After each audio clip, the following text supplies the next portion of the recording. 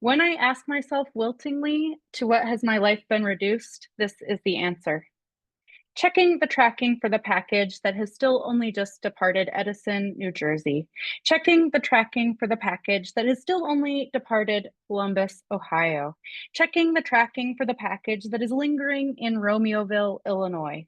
Checking the polls, checking the other polls, the approval ratings, the COVID numbers, checking the submissions. Has one ticked over to in progress? No. Checking the submissions of others on the submission tracker, on the Women's Poetry Forum, by searching Copper Canyon and Manuscript on Twitter, checking your estranged sister's Facebook page. She has posted your favorite podcast, which airs whole sessions of couples therapy. Coincidence? Checking your boyfriend's Facebook page, still nothing. Checking the Facebook page of a long reviled ex. Checking the Facebook page of a long feared ex. Checking the puny academic job wiki, checking the AAUP job board, checking the polls, checking the other polls, checking the COVID numbers, checking the package lingering, checking the Edison, New Jersey, checking the Copper manuscript, the reviled Facebook page, the Progress Forum podcast X. And I've just got one last poem to read. It's called Trucking Toward Oblivion, Engaged in Microscopic Pursuits. Trucking toward oblivion, engaged in microscopic pursuits.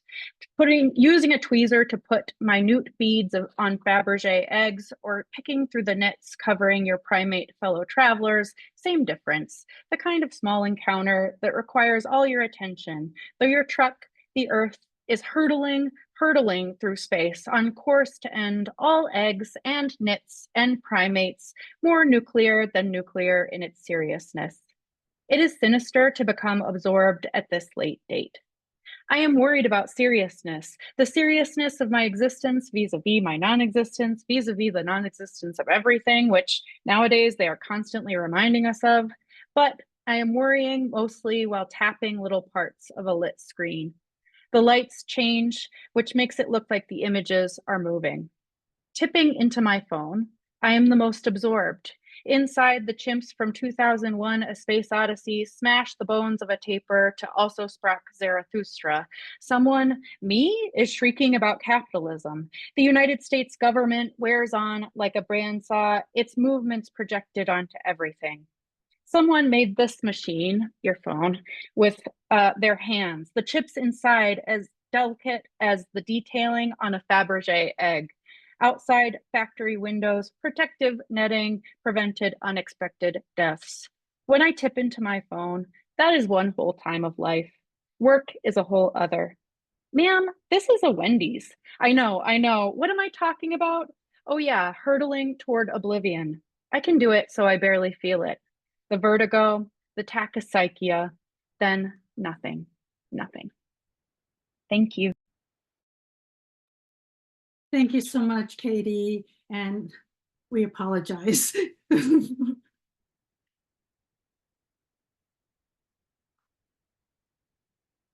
So our next reader is, if you have any questions, please put them in the chat. Any of you have any questions as people are reading, please put them in the chat and we'll ask them later on.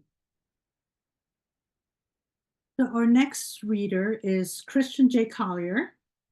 Christian J. Collier is a Black Southern writer, arts organizer, and teaching artist who resides in Chattanooga, Tennessee.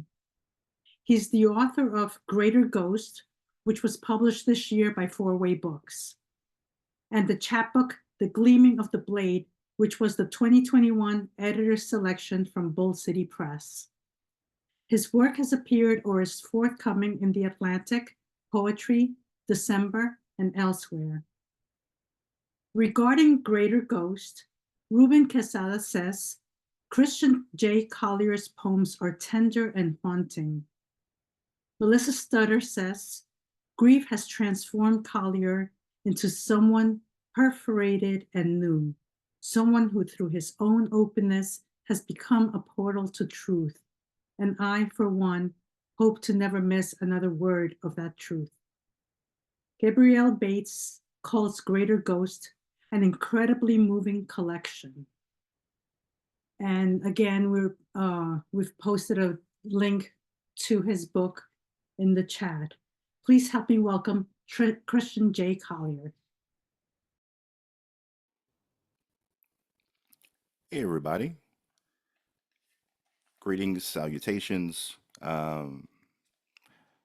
It's interesting. Well, one, it's an honor to be here. Um, Two, you guys have the distinct honor and privilege of taking part in my first Zoom bombing. So we've made history today, folks. Woo, look at us. And I'm not sure if anybody else here is from the South or has anybody like lived in the South for any like significant period of time. Because I feel like anybody, I don't know. I think that I'm not like the most well versed on Zoom bombing or Zoom bomb culture because I'm assuming that's a thing.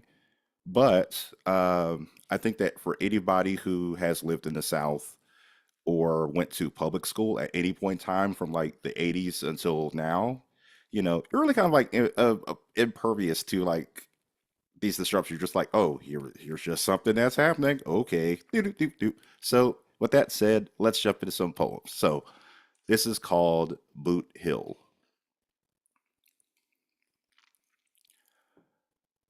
I am soaked in my losses, my family's weight, a royal gray gown wavering above me, my husks slowly disappearing and falling into gaps in the sod. Where can one bury their skull and not hear in some direction the cicada song of the living? I turn my head to the left and see the future. My yet to die are pollen dusted. My mama's mama is in the mahogany slats that appear when I shut my eyes. Here, I am in the kitchen, waiting for her, watching her, up before the day, the smell of breakfast filling the house the city of Macon conned her out of. She sinks a cube of butter into the navel of grits. A pan of eggs, scrambled, salted, and peppered to perfection, sits on the coiled knuckle of a red burner.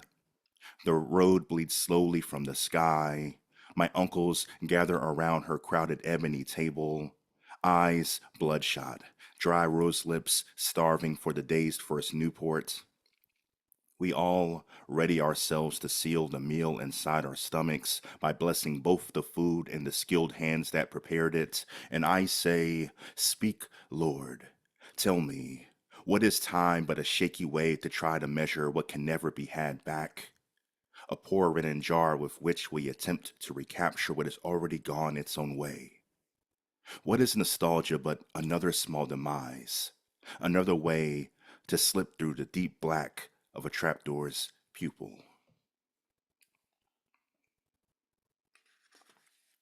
So we are at the tail end of October. I feel like October went astronomically fast. Not sure if you guys also like feel like that. Um, and because it's election season, like every at the end of every week, they're like, "Oh, there's 3 weeks left before the election." I was like, "Oh, time, October, horror movies. I want to have all the things." And I've not had all the things, but I'm trying to like make up for it. So hopefully this spooky season is being kind or kinder to all of you guys. So there is a spooky season theme that kind of runs through my collection. It's all kind of about interrogating ghosts, right? Because we're all haunted by different things, and it's not just our dead. We are haunted by like past selves, people that we've known before, things that we wish we'd done, regrets. So all of those things we bring with us anytime that we are out in the world, doing what we have to do. So um, this is a poem uh, for Maryland. So this was the poem of the day a while ago. So this is called The Compline. Between us, there are 101 umber haints in our home. In bed, we discuss our future, our children woven in myrrh, sitting in some tomorrow, waiting for us to join and give them our science so they can live. I tell her what I fear. I will walk into fogged, writhen woods and die when our babies are too young to carry my baritone with them. I will become the almost stranger they hear their mother's prayers paint the night sky for. The Lord giveth and the Lord taketh parents every day. Love is no shield against his mighty ginger hand or will. Even language passes away. Even the bouquet of vowels and syllables collected each year can be swept from the scaly floor of the tongue. All stories end in death if we are honest with ourselves and how the world works. If I am being honest, when I eventually hear my love sleeping by my side, I, the gloom, whisper to God, ask that he spare me the escape, the emptying out of the marigold light for many years. I ask that when it finally comes, I not go before I know all I've set my heart upon will live on well without me. I ask him to forgive my selfish maw for having the nerve to call out his name and flood his holy ear with the word more.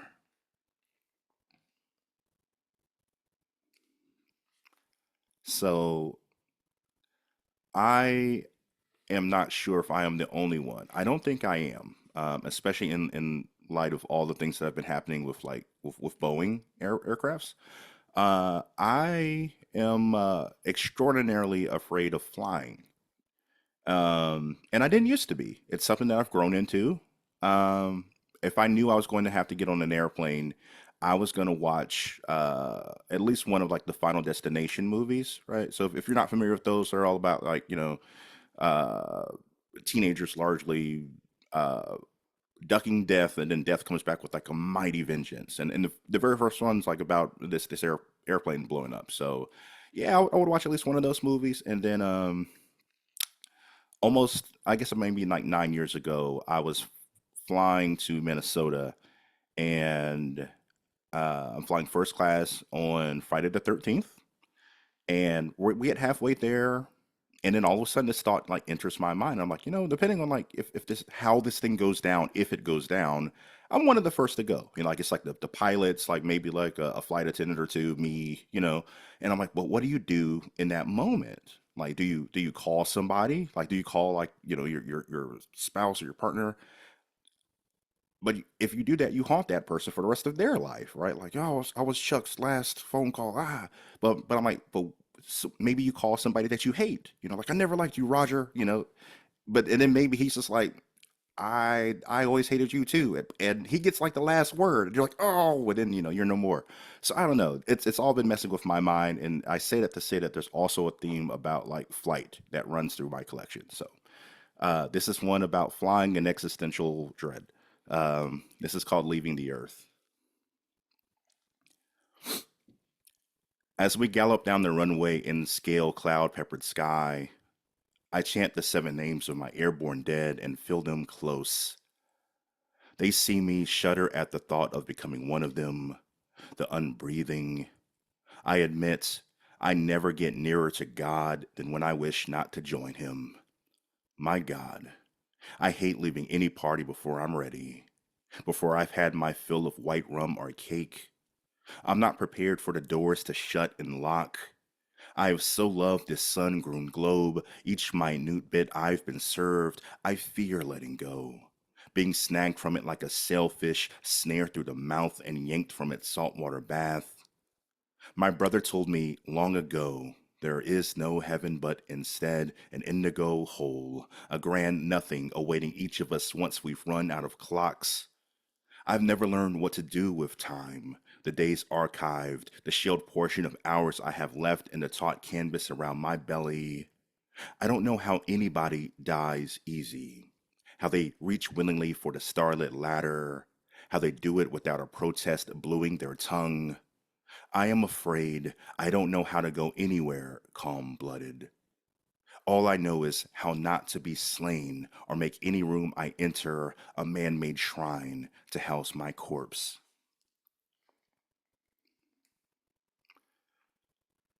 So, in the South, there is a kind of a belief that like we carry the people um, that we love with us, right? Like people who've passed away, we kind of live for them, like in a way. So even if they're no longer here in body, there's a belief that, well, now I'm going to college, but it's not just like I'm going to college. It's like we are going to college collectively, right? They go on in this way. So this is a poem about that, and this is called Blood. The last word my love speaks before we hang up becomes a sustained G sharp in my head until next door I hear water running as if down and over the smooth backs of several stones the size of a child's skull. And in its song, my grandmother's voice crests the percussion, says, "Come with me." And we are both in stride, the divots in our palms now small ponds as we walk across the sodden collar of the grass above the casket where she sleeps. I ask if it was true she once put a bullet in my grandfather for keeping time with another woman. She says, yes, and I do it again. I step into a slight hollow. The water slips through my fingers and becomes fresh polish upon the turf. I apologize. I ask if I've disappointed her by not being more alert. She says, I have seen the secrets you keep as railroad ties beneath your tongue. I love you the same as I always have. When I mention my love, my wish she was alive to meet her, she says, I already have. What you don't understand is my life begins again every day you offer up the hymn of your breath. Baby, we are blood, and blood is the oldest God any of us can look to and always find. The gospel of this is something time can never touch, the good news that does not die. All right, folks, I got one more poem, and continuing the theme of flight, but also there's a blues musician by the name of Blind Willie Johnson, and he had a song called Jesus Make Up My Dying Bed, right? So the blues is a very surreal musical form, so I wanted to kind of lean into that, but also poet Terrence Hayes has this saying that he's just trying to write poems until they sound like music. And most recently, John Murillo was on a podcast and said that when poems are kind of operating at their highest level, they are part cinema and part song, right? So I guess this is my attempt at making that happen. So this is a poem called In the Time of Dying, Meet Me.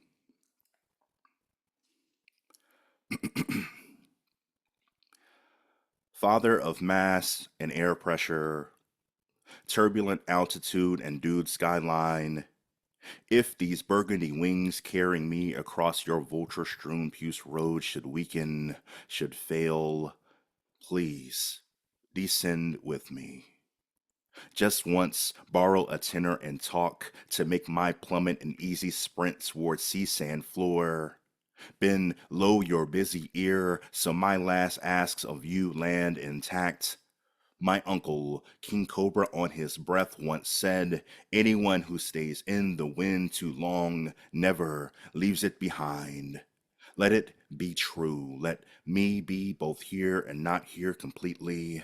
Let some of me be 9 black hickory leaves, jitterbugging on the proud, curving lip of any given gust. Let me be story in that way. When these tense lungs struggle no more our work, when I am man no longer, new in shape beyond blood and gland, let my utter name be a blue note lanterning my love's voices from time to time.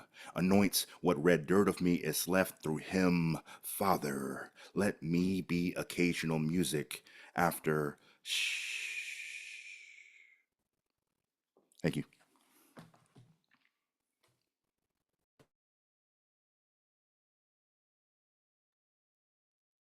Thank you so much, Christian. That was wonderful. And again, please support the readers by buying their books. We're putting the links in the chat. Our next reader, every time I go into my computer, I see her name. She seems to be all over the place at the moment. Our next reader is Cindy Juyoung Ok. Cindy Juyoung Ok's works, Cindy Juyoung Ok is the author of Ward Toward, winner of the 2023 Yale Younger Poets Prize, and published this year by Yale University Press. She's also the translator of The Hell of That Star, forthcoming from Wesleyan Poetry Series, and she's an English professor. Of Ward Toward, Publishers Weekly says, Ok's brave and idiosyncratic debut challenges institutionalized reality. David Wu from Literary Hub calls Ok's collection an elegantly discursive, analytical, style-studded with ironies. The Poetry Foundation says, with candor bolstered by curiosity and experimentation, Ok's poems challenge the reader to see beyond what is. Please help me welcome Cindy Juyoung Ok.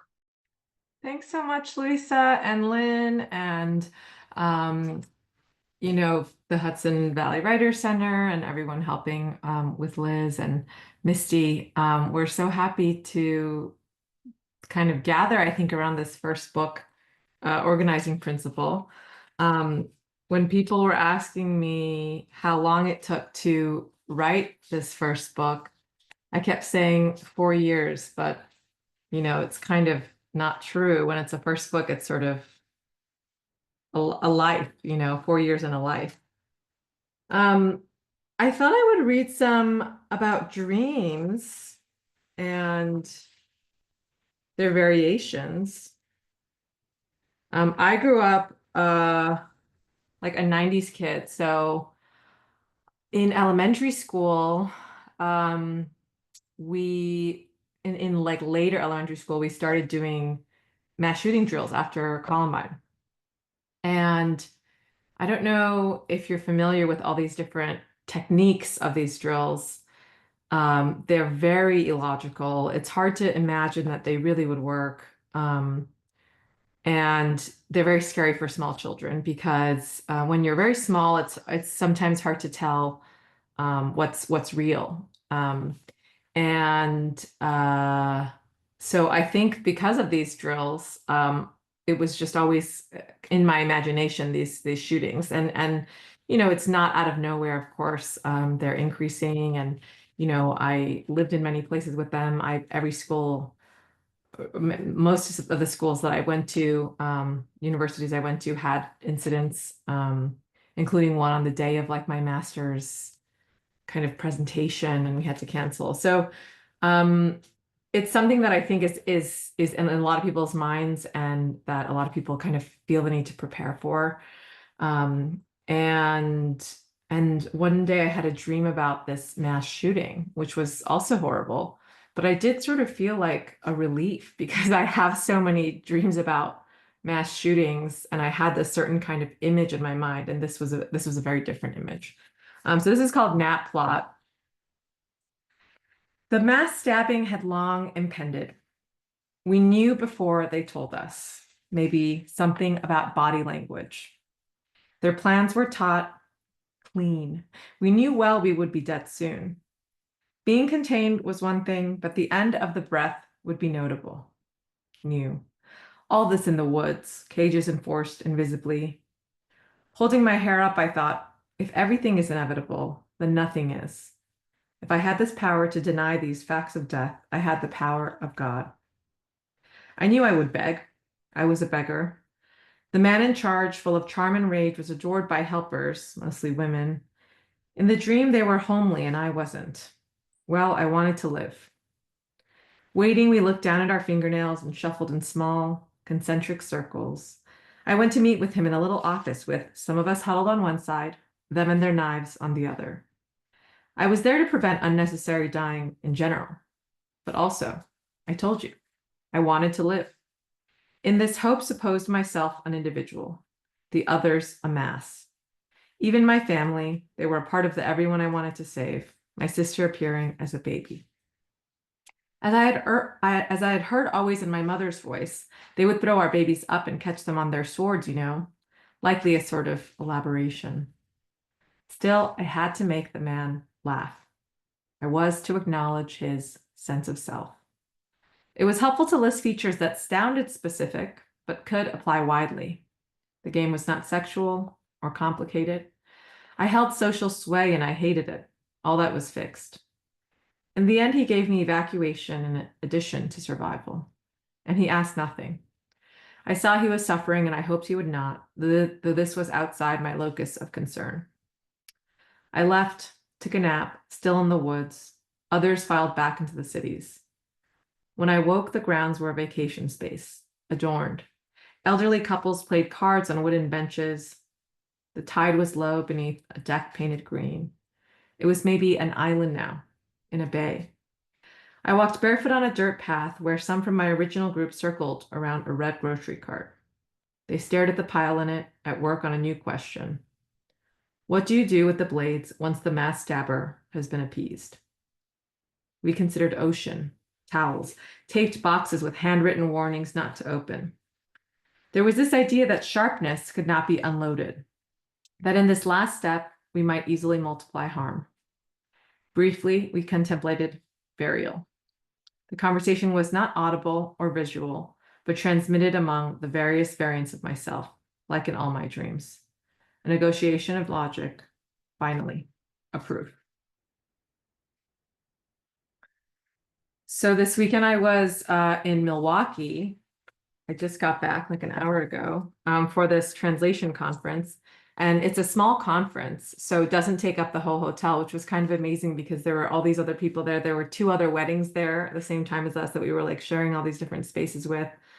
And yesterday I was taking the elevator down to the lobby, and there was one couple who was clearly going to the white wedding, and there was someone going to this South Asian wedding, and then there was someone dressed, a grown woman dressed as a minion.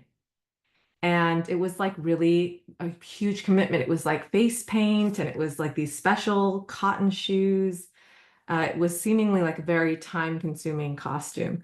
And when we got to the lobby, it was just funny because, you know, it was so much was going on in the hotel. I mean, I guess that's normal. But then there were all these translators there who you could sort of pick out because we looked messy and tired. And when the doors opened, there was another minion, an adult minion. And it like really moved everyone on the elevator because we were like, there's the minion, like there's your person. And they sort of were like, oh, that's, you know, that's your costume and that's because they were friends and going out together, but they hadn't seen each other's interpretation of like making a minion costume. I don't know, it was like very sweet and kind of strangely emotional. Maybe everyone was just tired. But I had a dream about an old friend who I'd, you know, just moved away from and haven't seen in a while. And I was thinking about that kind of the delight of friendship, of seeing people who are friends and the joy it can bring everyone else who can feel that special kind of connection. And so this is a poem called Surviving Inklings on friendships that sort of shift or fade or move into other kinds of relationships. You lose friends to both death and unusually lively withdrawal, as well as give some up, as anticipated, to misunderstanding. You leave those you assured you would not leave, and 2, people have left you in silence and without reason, but presumably because of your intensity, which you have long heard from friends, never lovers, for whom it was the draw. When you leave, you rarely think about those left, so perhaps such it is for those who leave you. Typically no story, with every tensile explanation partial, each narrative convenient and changing. You reserve the secrets of theirs you remember, pray occasionally for their families, and praise silently some whistle of generosity you witnessed. You forget the contour slowly in the long second leaving, neutrality as structure you learn to glamorize, the way you have come to imagine doors as rectangular. Under limits of the boxy entry, you think of cities as grids. Describe a bird as the tint of ink, forgetting that ink can be any color. One of the things I feel like that's exciting about a first book is, you know, you get to kind of tell people about your book, about this dream come alive. And I wanted to sort of have the blessing of everyone that I felt had a part in the book. So, you know, friends who I had conversations with, and then like a thought that I had in that conversation ended up in a line or something like that. I checked with everyone, and I checked with my family, and a lot of people didn't sort of recognize it. You know, I had been nervous that people were going to be like, oh, you stole that, or, you know, that's private. It was sort of the opposite, where people were like, oh my gosh, can you include my last name in your acknowledgements as well? But it was funny to realize that things that I felt were so clear, like references that I found so direct, were less legible to even the people closest to me. And I found maybe a relief in that, the way that poetry doesn't claim to be memoir necessarily, and it also can cause a kind of confusion or newness in the way the reader interacts with the books, with the poem and the language. So I'm going to read one that I thought was clearly from a conversation I had with my partner, and my partner did not recognize at all. It is called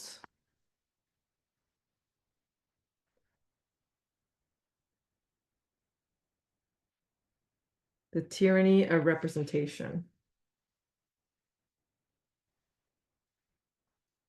Even if you counted every song in which the word California appears, and even if you return yourself to your first form, even if you are the friend of your instrument and the marsh of your family, even if you have sliced brains into 120 discs apiece to place them on clear rectangular slides, even if everyone is reasonable after your mom has just died, even if you have twirled at every rest stop, paid the price of the present, recognized shame as generic, still no event is like blindness, no idea is like prison. And even if you promise you describe last night's little dream, even if you study and consider the conditions of planthood and metaphor, no dying is not like death, and not even life is lifelike. There are photographs of small children laughing in black and white that people stop and cry at in museums, but ignore in homes. I think another first book question that we get a lot, and there's someone in the audience who has a first book coming out, but I don't know if it's a secret. So it's something to look forward to, is people are often asking about process. You know, they're interested in how it happened. And I always find it so hard because it's different every time. And, you know, I sort of can't remember. It feels like it just was received. But there are sometimes poems that seem to appear, and I you know, feel very lucky when that happens. It feels very whole, WHOLE, whole. And other times I feel like I'm waiting and I'm cobbling and I'm like taking notes and I'm trying to digest. And so in that second category is this poem, Ceremony, that brought together a bunch of different dreams I had had. And you know, I always have very evocative dreams when I'm not doing well. So this was a period where I had very beautiful dreams, not so beautiful days. Right now I have very boring dreams because I'm having very nice days. It's called Ceremony. I compose cakes mostly and paint stationery when done, bearing articles, sparing pronouns. Awake, I need to be draped the way noise can be extracted from an image at the far end of the strip mall where, asleep, I wander weakly. I crouch below the storm window of the eastmost closet, dodge death by hoses, and one night on a green I say, no, it's not a pig, it's a goldfish. A goldfish can't survive on the ground. What is it?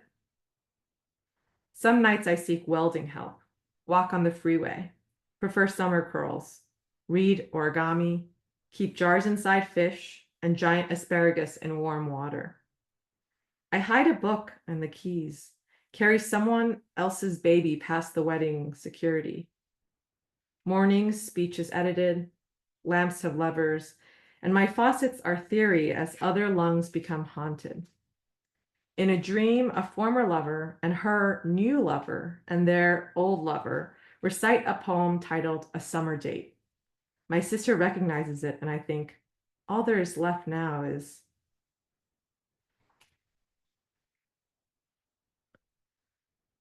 I'm going to end on a poem that gathers a lot of different ideas about luck that I grew up hearing. And I think that it's really connected to dreams. You know, I think people who believe in luck also often believe in dreams that can reveal something about the subject and about the dreamer. Like when I was a kid, I had a dream about this woman who, I guess she was trying to have kids, and I had a dream that she had triplets who were all boys, and then she had 3 boys, but they weren't triplets.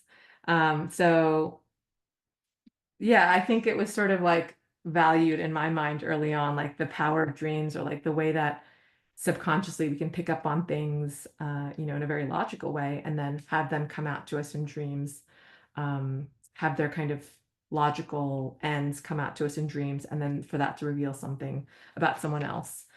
So this is called Residue Guidelines, and it brings together just different ideas about luck, a concept which I think I think of a lot in my life.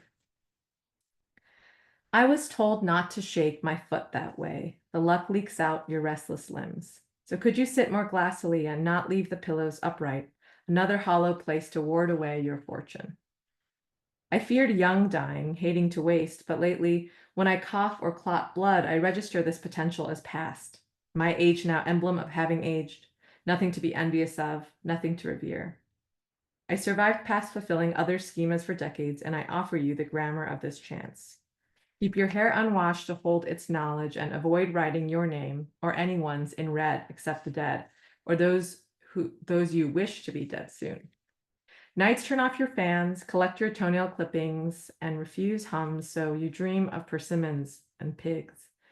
And if you have love, then be early, even earlier, to the after-death ceremony, and when you kiss the other grievers, as you listen to the chants, force your legs greenly still. Thanks so much again for being here and for having us. Thank you so much, Cindy. That was wonderful. Oh, you're showing Sarah's book. Yes. Well, our next reader and our last reader is Sara Daniele Rivera. Sara Daniele Rivera is a Cuban-Peruvian American artist, writer, translator, and educator. She is the author of The Blue Mimes, winner of the 2023 Academy of American Poets First Book Award, and was published by Graywolf Press this year. Rivera is also a co-translator of The Blinding Star, Selected Poems by Blanca Varela, which was published by Tulsa Books in 2021, and a co-editor of Not Your Papi's Utopia, Latinx Visions of Radical Hope, which is forthcoming by Mouthfeel Press in 2025.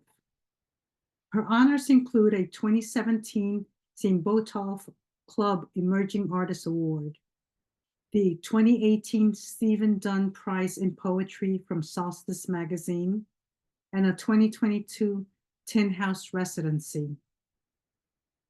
Eduardo Corral says of The Blue Mimes, Rivera's poems are beautifully and deftly crafted. Some of my favorites, though, intentionally refuse sense-making, which infuses the book with a mesmerizing strangeness. The New York Times Book Review says, loss and mourning likewise haunt this debut. Diego Baez, in his book list starred review, calls The Blue Mimes truly an exquisite first book by a promising new poet. Please help me welcome Sara Daniele Rivera. Hi, everybody. This is such an honor, and thank you to my good friend Luisa for inviting me to read with you all. I just recently got my first like little royalty check for the book, and the thing about doing these like debut book events is that I come out with like 4 books to buy after every event. So that royalty check is basically just going to be like reserved for other debut books now that I need to buy. So this has been it's just been so incredible to hear you all's work, and what a beautifully like curated event. What a great range of voices. I love it. So I'll start with this poem, which has an epigraph from Juan Felipe Herrera. And the epigraph says, "I locate the love void, and yet I know all is well." And this is called Multi-Nights. The first time I failed you, I cooked something inedible, asked if our hands lacked something evolutionary, that we can't know the beaches our fathers have forgotten, what people used to eat in a malecón, their knees propped. And where were you when we broke like bread together? La comida mal hecha. Where were you when your father's world ended? Probably driving down Espejo Street, mirándote in the rear view. Una mirada, my mother says, you can always tell with people. Cara de bueno, cara de malo. I slept for years in half a bed. Where were you? Probably climbing a lever like a watchtower. And do you remember at the peak seeing the whole of a broken city? Each window a smokestack, saran wrapped for cold, even that. Una cosa mal hecha that crumbled like a foreclosure. A la vez, una cosecha. The songs of childhood mass were all songs of harvest, of walking barefoot even in the desert. And if you could have known who in your life would desert you before cooking them dinner, what would you choose to burn? It was interesting hearing Cindy talk about like the time it takes to write a debut book. This one took me 9 years, and that included the years of the pandemic. It included a lot of years of loss in my family. So the collection is elegiac in a lot of ways, and I feel like a lot of times I was just trying to write towards or articulate or find something inside of an absence, which also made the process of the book feel interesting, trying to touch something kind of inarticulate. And part of that for me was the absences and the gaps and the voids that exist in a family history or in your sense of self when you are from a diasporic family. And so these next 2 poems have to do with some of those absences and the things that kind of get lost in a family story. This poem is called Quilla, and it borrows imagery from the myths of Mama Quilla, who was the Incan deity of the moon. She was the protector of women, the regulator of the menstrual cycle, the calculator of the passage of time. Quilla. A silver blue star at the bottom of a glass, a blood spot. Something shed from the body transforms, crawls away on red wire legs. A dark stain blossoms in your face, tunnels inward, and becomes a blankness in your brain. Border between tonalities of skin. I press your body to my face mid-ascension, reasoning we were never human, always foxes holding too hard to our sources of protection. Darkening can be a trace of love. In a dust storm, darkening can be a loss of dimensionality. In the before of our family, twin sisters died, one at birth, the other something to do with an earthquake. Nameless halves of a swept unit, salt left mid-air. Silver and silver and silver, the teardrops flood their containment. I skip stones at the edge of Callao, sling language across the blue. I knew you, I wish I knew you. A plane of water dazes after a stone has sunk. I have begged the animal inside me to release its captive light. I have hurled this toward you out of silence, attempting contact with what I will never touch, a body lodged behind an eclipse. Where is its friend? Okay, there we go. This poem is called Rompecabezas, which in Spanish, that's the word for puzzle, but it's also a compound word, romper meaning to break, and cabeza meaning head. Rompecabezas. Twin girls no one is looking for walk, their hands tracking walls of contiguous houses. Their hands drip with remains of cremoladas, and they are all possibility, future siblings, parents who will also die young. A cream church rings them in shadow. El Misti drapes them long in shadow. They are volcano children, daughters of Arequipa. They erupt or they sleep. They run hot into the gray specter of the ocean. Sunray yuccas, barrel bodies under the clouded sun. Their clothes get stolen on the beach. This happens sometimes. You go swimming and someone takes your clothes, so you turn home having lost something, having gained something, living contact, salt skin to air, the shame and the perfection. Skin pricks into a star map. Right then, it's exhilarating to have no one and nothing protecting you.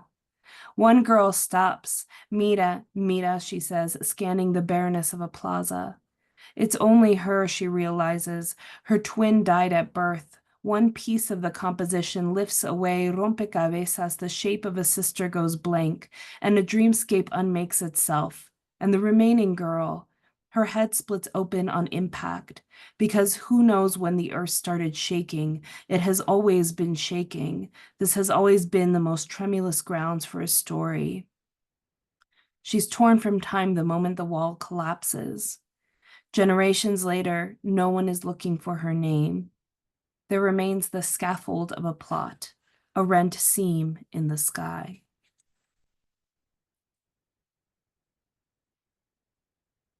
So the designer of my book, Mary Austin Speaker, who's incredible and who designed some really beautiful books, like she designed one of Valeria Luiselli's books, The Story of My Teeth. And so I was really honored when she designed my book. And she chose to put these seed drawings on the cover, which occur in a poem inside the book. And these are drawings of lucuma seeds that I drew while I was in Peru the year I started writing this book. And so this poem is written in little fragments alongside these seed drawings. And it's called Semillas de Lucuma. Seed pits lined up, each a word I learned incorrectly or not at all. Aquí no se dice así. Una fruta típica de acá. Shred texture, days punctuated by loss. The right thing to say or do, as elusive as a taste unremembered.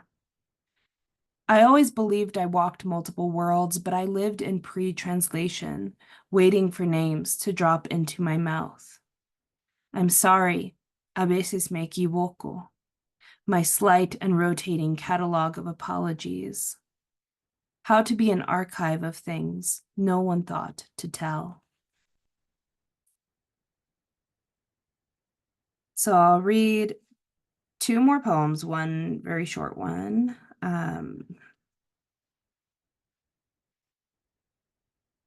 So there are several poems in the book that were written for my dad, and this is one of them, if I can find it. There it is. All right.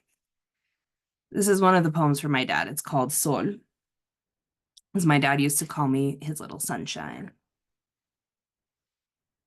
Sol, you named me for light, how we belong in the little spaces carved for us, love tucking us into a walnut shell hollow, where you take the tiniest brush and paint a Christmas star along the concavity. Some days I'm a pendulum that exists on a planet that periodically loses gravity. Some days my light is spent. The light years required to travel back to myself too many. Since you died, I take tiny redundant steps and, an, articles on which I predicate my survival. I want to believe death is only a pause in our continuous language. Stillness, but what it means is cosmic change, that you and I and the delicate spaces we drew into being between us constitute a light source that spears endlessly through a cloud break, as hope lances inside spherical borders. So I'll end with the last poem in the book, which was written for a memorial vigil event held here in Albuquerque, New Mexico, after the 2019 El Paso Walmart shooting. This was a memorial poem I wrote for the victims of that shooting. And it was interesting that in one of Christian's poems, there was a line about the body as a shrine or not wanting the body to become a shrine. And that's what this poem starts with. So this is called Fields Anointed with Poppies. 1. I never thought of my body as a shrine, but now I feel the truth of its doors. I carry the archaeology of you. 2. The day the world changed sound, color, composition at once, the day the sky inverted to become this broken sheet, the mountain, hanging upside down, lost each one of its golden poppies. 3. You were talking to me 30 minutes ago. How am I supposed to learn now to listen for you in wind, prayer language, ghost tongue? You were speaking to me 30 minutes ago. 4. Desire to be behind a locked door, to be held, to be asked after, to hate if the person asking lacks the right words, to hate words because they lack totality. La profundidad, la totalidad, algo, algo. To want to be understood, to resist any claim that anyone understands. 5. I listened to your last voicemail again, the one about nothing. This time it was hearing you say the word tomorrow, an inflection so particularly yours, as if the second O were wearing a little hood of sound. 6. Hasta tenemos dos idiomas para decirlo. We have 2 languages with which to approximate one pain. Aguantar, arrancar, cataclysm, fissure. Cuídate, I said to you. I'll see you later today. 7. My mom asked if a memorial poem had to be sad, adjective with tiny wings. Maybe a memorial poem is the way we document the sky to each other, saying, look, today the light breaks in 5 places, and it is so specific, so compositional, that it has to be the person I lost, the voice I lost, the person I lost, speaking to me in a new third tongue. 8. On an evening run, I pass fields anointed with poppies. A rabbit is decaying where my route breaks into desert, and every day, every time I step over it, it is a little less. I am continuing past you. The changes are changes I have to catalog. Every day, lift new smells from the earth, a little lilac, a little less, and a road continues into open space. Thank you all.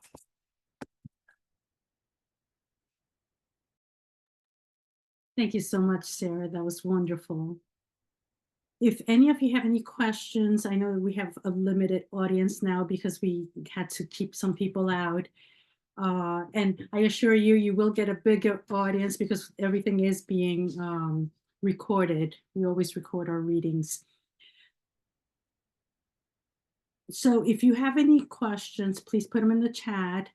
Lynn, if you could set up the readers for Q&A.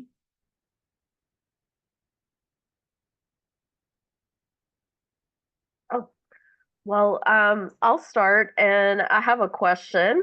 Thank you, readers, for joining us today. Sarah and Cindy talked a little bit about how long it took to put the manuscript together. So maybe Katie and Christian, maybe you could talk to us about how long your process was and what went into that process of you choosing which poems to include versus not to include.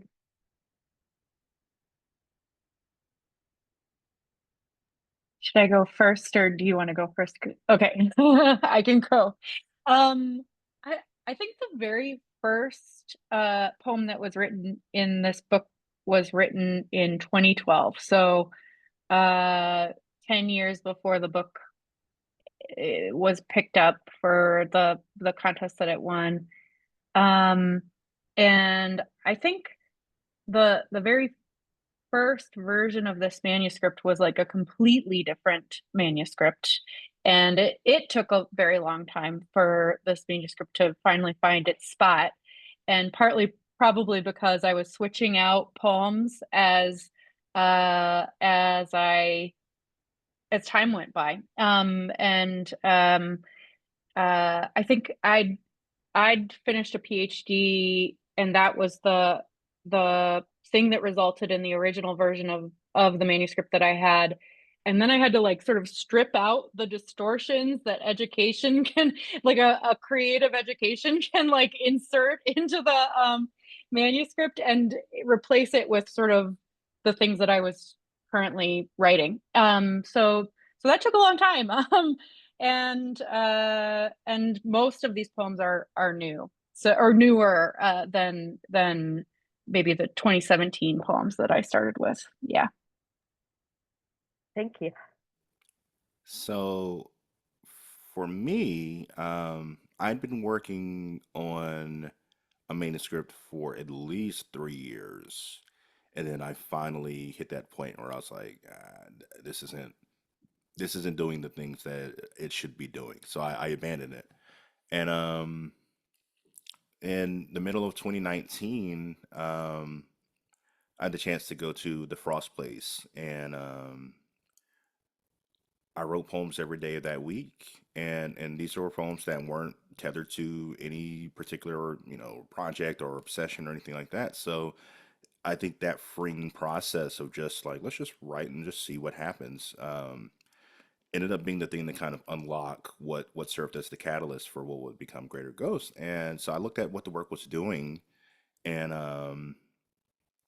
it brought me into the work in a way that I had not previously done. So the idea kind of hit me because I think I enjoy writing into something fairly vague because it gives me a lot of terrain to kind of run around and then tumble and get lost in and all of that. So the idea hit me at shortly after coming back from Frost Place that what does it mean to really kind of interrogate ghosts, right? And so it got no more laid out than that, and I just was like, oh, okay, let's just see what happens. So I wrote into that theme, and um, so yeah, from 2019, most of the poems in the collection were written by then like 6 or 7 months, and then obviously like 2020 comes around and everything changes. So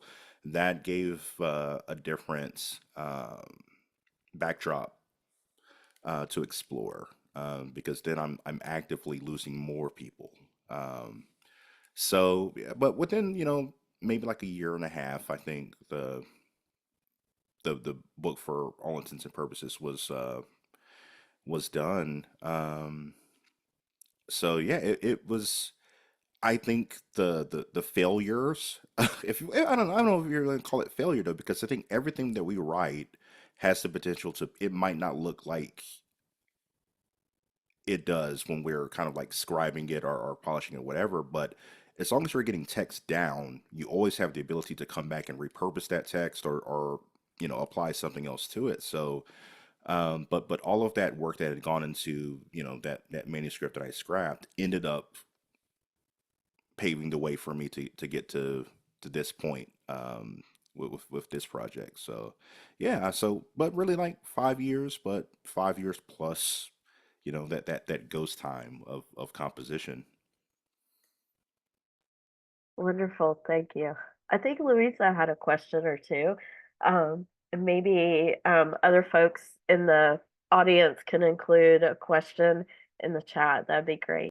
Liz, I was actually thinking that maybe Sarah and Cindy could also answer the question.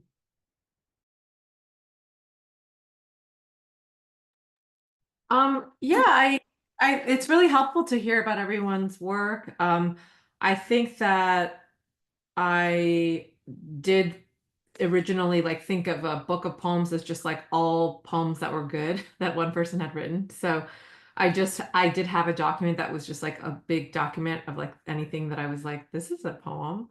And it was only once I sort of let that idea go and realized, and on a very literal level, like I started a blank document, you know, and I put in poems rather than this idea of like, here's a document with just all my poems and then I'll just cut some.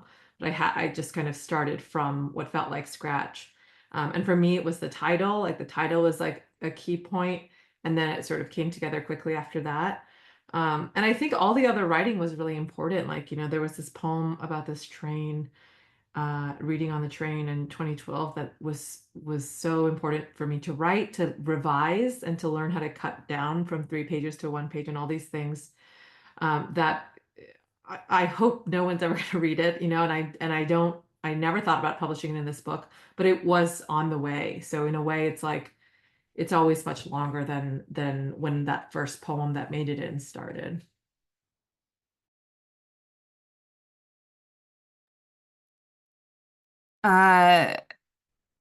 Was something that's interesting with the process of this book, and I don't know what Katie said about kind of just like needing distance from like the academic space. Even though I had like a wonderful experience in my MFA program, I went into it really young, and I feel like I needed a lot of time to like figure out what I was doing outside of that environment. And one really key thing for me that changed was that I stopped setting out to write poems ever. I just, especially the years I was writing the book, which were really, really difficult years personally, a lot of times I was just keeping a journal and I was just kind of writing to get through these really difficult years or difficult moments, or just, you know, getting stuff out that I couldn't carry anymore.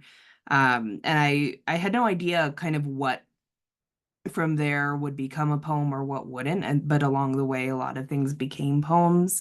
So I don't think I knew I was writing a book for a lot of it. But the titular poem I wrote in 2014, and that's kind of what I consider the start of the book, because I think the themes that came forward in that poem, which I wrote after my grandfather died, which was kind of the first of this like sequence of losses in my family. And I wrote it back in Peru in my mom's childhood house. Like a lot of the themes in that poem kept resurfacing over the next few years, and they kept like kind of revealing themselves or unraveling. So I found that poem started to be connected. So maybe like 4 or 5 years in, I started like holding these poems together and seeing what they could mean. Thank you, Sarah. It is actually that is a question that we love to ask, because here at Hudson Valley Writers Center and Slapering Hol Press, one of the things that we do is we like to support emerging writers, people who are in the process of coming up with their first or second book. I think we may have time for one more quick question, and it's a related question, which is, how did you, sometimes I know sometimes titles just kind of happen, and then sometimes it's a process, and finding a title for a book can actually be a very difficult process at times. And I was just wondering how each of you came up with the title that you came up with. I know some of you, it's a title poem, and some of you chose a line from one of your poems.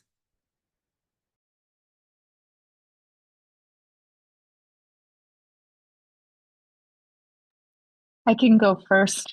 It's a little snatch of language, a little bit rearranged from one of the poems. It's not a poem title, and I think the reason I settled on it was because it sort of has a threatening vibe, which is false actually to the tone of the book. I think the book is more anxious. So I think when you get into the book and you find the context of that piece of language, you find out that it's about believing that your retribution is about to come down upon you, not threatening retribution upon others.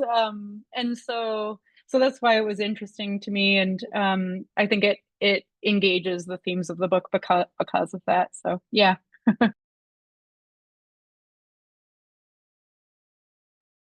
Thank you, Katie. Anybody else?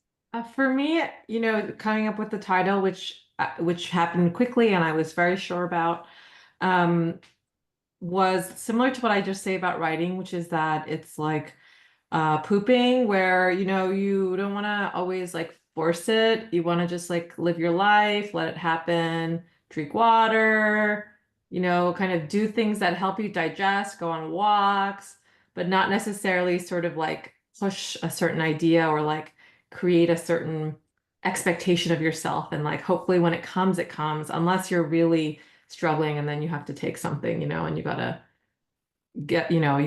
brighten yourself up. But otherwise I do kind of believe in like the body, the brain, it's doing something even when it's not happening on the page, like that, like Sarah's journaling.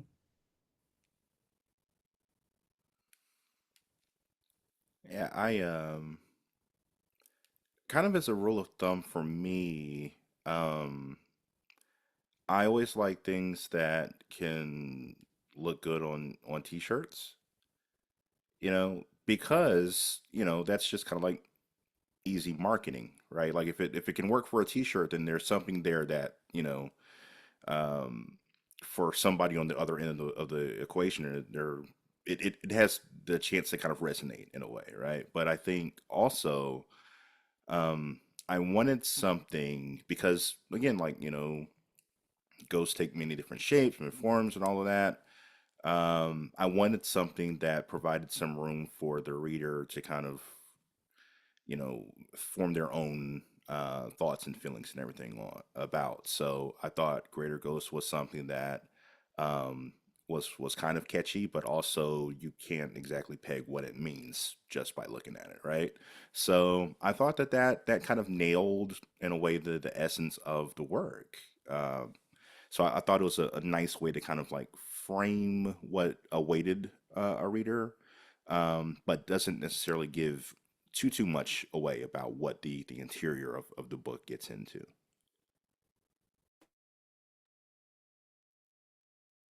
So for me, I started writing the book on this trip to Lima, and my grandfather had passed away, and my grandmother had fairly advanced Alzheimer's, and it was more advanced than like she and my grandfather had like been keeping from us how advanced it was. So it was a very weird trip because it was the first time I'd been back in Peru since I was little, but I was sort of re-experiencing the country through this house and the very like slow pace of caretaking for someone with advanced dementia. And so most days were just spent like folding and refolding clothes with her, and like the space of this house became like um I don't know, it was a very strange like pace of life, and a very strange way to experience the grief of losing my grandfather. um and one day we were in a taxi along La Costa Verde outside of Lima, and there are a lot of street performers in Lima, and those years especially there was a big boom in street performers. And we stopped along the coast, and I looked to my right, and there were these two people like dressed in iridescent blue doing like very slow miming. And then we kept going, and I I thought I had hallucinated it. I was like, was that a real thing that I just saw? But something about like the slow mimicry of the movements of life kind of unlocked something that I was feeling. And so that image became like the cornerstone of that poem. And then it just kind of always felt like the title of the book too.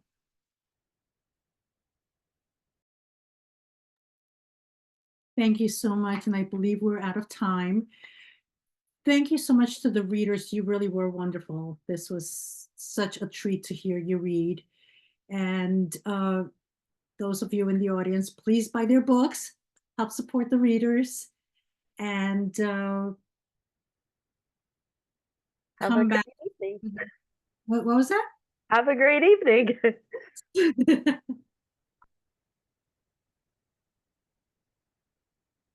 Thank you. Thank you. Thanks so much. Thank you.